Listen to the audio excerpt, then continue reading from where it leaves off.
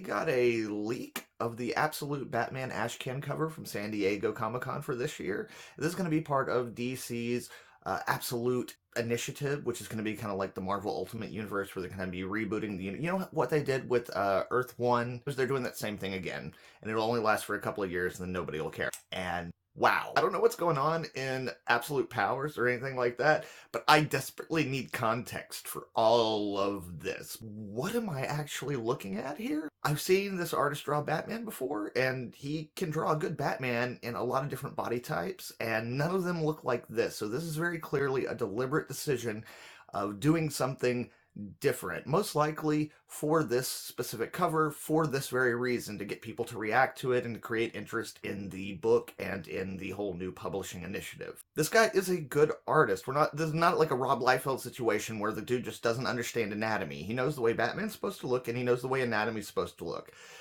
So this is very deliberate. And as we all know, the art that is on the cover of a comic has very little to do with what the art inside the comic is going to look like. So again, the inside of the book, and even not the design for Batman necessarily, but the body type and things of that nature might be drastically different when we actually see the book. At least I hope so, because I don't care for this very much.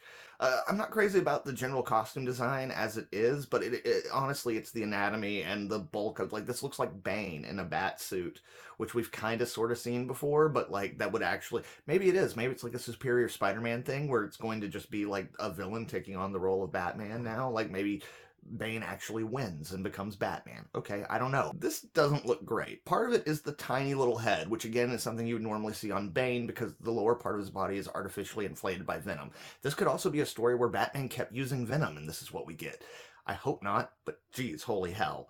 That's what it looks like. But once we get around the actual anatomy of Batman himself and start looking at the design, there are definitely some interesting things going on here. The bat symbol is very indicative of Dark Knight Returns, and I know a lot of people have also been stating that because he's big and buff, that's also probably an influence there, but again, I've seen this artist draw that version of Batman, and it doesn't look like this. And while in Dark Knight Returns, I really love that logo, it works because the suit is so simple and basic. On this one, you got the big symbol on the chest and the giant chest, but then you have all this other stuff going on, and it just looks, it doesn't look, it looks too chonky and awkward just sitting there amongst all these other floating pieces. You know, he's got the shoulder bits and the cowl extender, which all have little spikes like I have here on my vest, which again, could be cool, I guess. It doesn't look cool here, but it could be cool. Now, I do really like the boots and the fact that they're like shin guard armor pieces. Like, if you're going to go with the armored thing, then you should go with the armored thing, even though I am on record as saying I'm not a big fan of armored Batman. But the one thing that I find most fascinating about the discourse about this Batman is, with everything going on, the thing everyone seems to be talking about is the cape, or lack thereof cape, in lieu of these wing-looking appendages that he has here. And yes, they do look a little bit silly in this shot, but functionally speaking, I suppose they could theoretically help with the gliding process. And you might be saying, but he doesn't have a cape, because that's what everyone's been saying, that he just doesn't have a cape.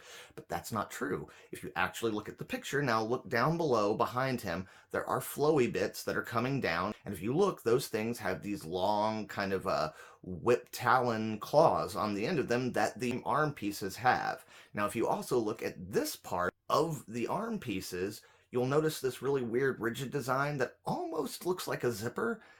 Now, I'm not saying that it is literally a zipper, but what I am suggesting is that Batman does have a cape.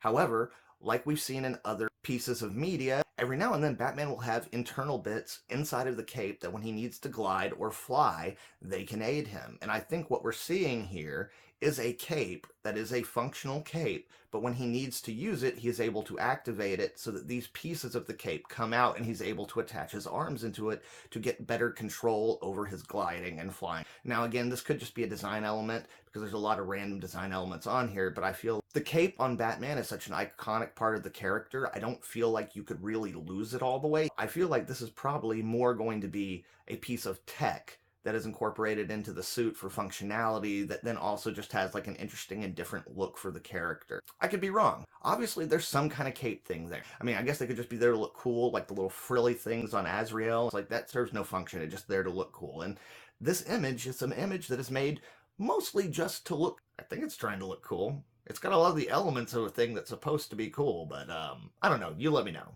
Is it cool? I don't. I don't think it is.